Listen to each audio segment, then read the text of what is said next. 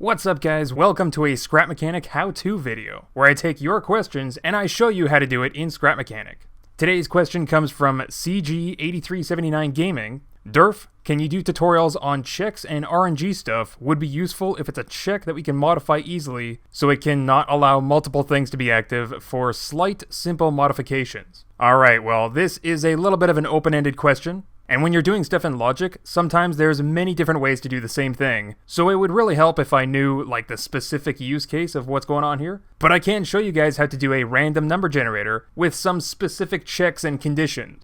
Let's get started. So I'm going to be doing this with number logic. And it's actually very, very simple. We just put down a math block. There's actually a random number function here. By default, this block, every time that you activate it, will give you a random number between 0 and 1. It's going to give you a decimal value. You can think of it like percentage. Right now it's 84.1%, 91%, 71%. Here we're going to put in the number 5. Now this random function is going to give you whole numbers between 1 and 5. So every time that you press this button, it's going to be a whole number between 1 and 5. 1, 2, 3, or 5. 4 as well. So now that we have a 5-sided dice, let's show you what we can do with that. We're going to stick down 5 lights, and according to the question, it cannot allow multiple things to be active. So we're basically going to be choosing 1 out of the 5 lights. Which one are we going to choose? Depends on a random number. So for that, it's actually super easy to do. So down here I have a number value representing each of the lights. So just 5 counter blocks, each with a different number. This light is going to be number 1. This light's going to be number 2, this light's going to be number 3, number 4, number 5. So really, all that we got to do to get this working is just stick down a math block for every single light, and we're going to choose the function equals. It's really that simple. So here we're connecting number 1, number 2, number 3, number 4, number 5. And then we connect our random number to all of these equal functions. So basically, we're just going to be checking, is the random number equal to number 1? Is the random number equal to number 2? Is it equal to number 3, number 4, or number 5? And then these equal functions are going to be 0 or 1 as their output, true or false. And that you can just connect directly to the lights. And that's it. That's really all that there is to it. You just click a button, and a random light between 1 and 5 will activate, depending on what this random number actually is. Right now we got a random number of 4. Is 4 equal to 4? Yes, it is. Is 4 equal to 3? No, it's not. So just like that, we basically made a 5-sided dice in number logic. Now, what if you wanted to do something a little bit different? Well, let's go ahead and show you. For this, we're going to do some special number comparisons, and that is the function right here, and that's these functions over here, greater than or equals. So you might see that there's a white dot and a black dot. We want to see if our random number, let's go ahead and paint that white. Let's see if our random number is greater than or equal to a black dot. And we're going to go ahead and paint all of these light numbers black. So now when we go ahead and change all of these to greater than or equal to, you're going to see a cool new way how these lights work. Check it out, check it out. This setup is a very easy way to get a random number of lights on, but this time it's going to be the total number of lights that are going to be on. So we have 3, and 3 lights are going to be on. We have 5, and 5 lights are going to be on. 1 means only 1 light's going to be on. So this is a random number generator to say how many lights are on. So it really depends on what you're doing. You might want a different setup to check random numbers. So real quick, let's go right back to the setup that we had before with all equals functions. Alright, now let's say that you only had 3 lights to work with. We're going to take out this one and this one. So we only have 3 lights. What if you wanted some of these lights to have a higher chance of activating than the other ones? Well, that's actually incredibly easy to do, and I'm sure you already know how to do it. Check it out. We're going to leave 1 equals to 1, activating the light. But here, we're going to do 2, 3, and 4 in an OR gate. So if the number is equal to 2, or it's equal to 3, or it's equal to 4, then we turn on the light, and we leave 5 the way that it is. So the first light and the 5th light have a 1 in 5 chance of activating, where the second light has a 3 in 5 chance of activating. So here you can see every time that we're activating the random number, 3 out of the 5 times it's going to be the middle light, and 1 out of the 5 times it's going to be the 2 outer lights.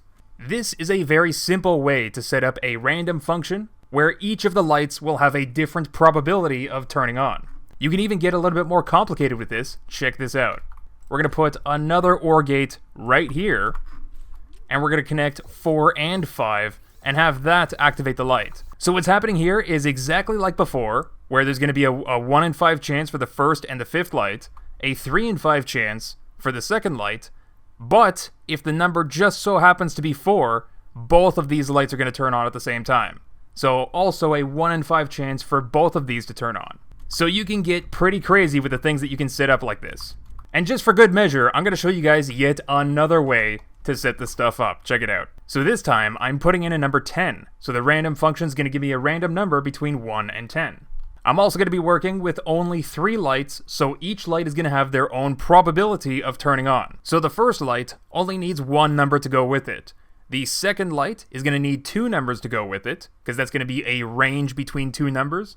And the third light can only use 1 number as well, because that's the very last light that we're working with. Of course, we got to paint them all black, because we're going to be comparing the white random number to the black numbers. So for the first light, this is going to be our minimum value. Let's go ahead and put in a number 2. For the second light, we need 2 numbers to be the active range of values to activate this light. So for that, we're going to put a 3, and then the next one's going to be a 6. So between 3 and 6, this light's going to be active. As a matter of fact, we don't even have to change that last one, because it actually comes down to these math blocks and the comparisons that they're making. So let's get started. So the first light, we want this to be active if the random number is 2 or less. So that's going to be the less than or equals function. It's either going to be equal to 2 or less than 2. Just like this. And we're done the first light. For the second light, we have 2 conditions to check, and we want both of them to be true, so we're putting down an AND gate. So we want the random number to be greater than or equal to 3. Yeah.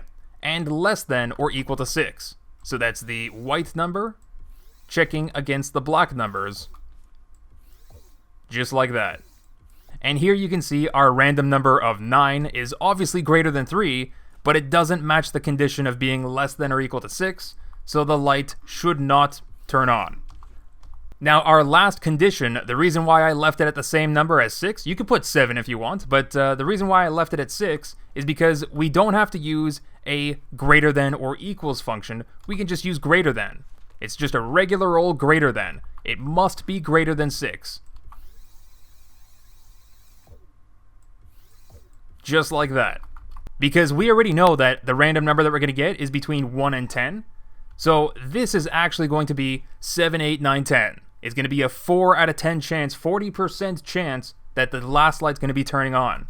This second light is also a 40% chance because it includes the number 3, 4, 5, and 6. And if the random number is in between that range, then the second light will turn on. And the first light is just a 20% chance. It has to be the number 1 or 2.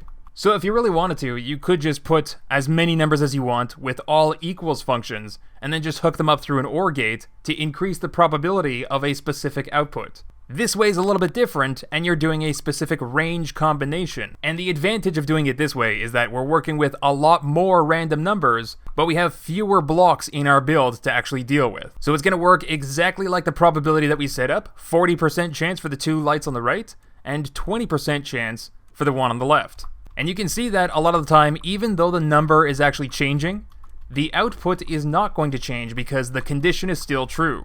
And of course, you don't have to use lights to do this. You could power some other logic creation. Could be a piston, could be a controller that you want to power up, could be an engine. But I hope this short tutorial answers your question on how to do checks and RNG stuff using number logic in Scrap Mechanic. Hopefully you can take these concepts and modify them to what you were looking to do. Of course, if you guys have any questions of your own, leave them down in the comments below, and you might just see your question answered in the next how-to video. Thanks for watching, and I'll see you guys next time.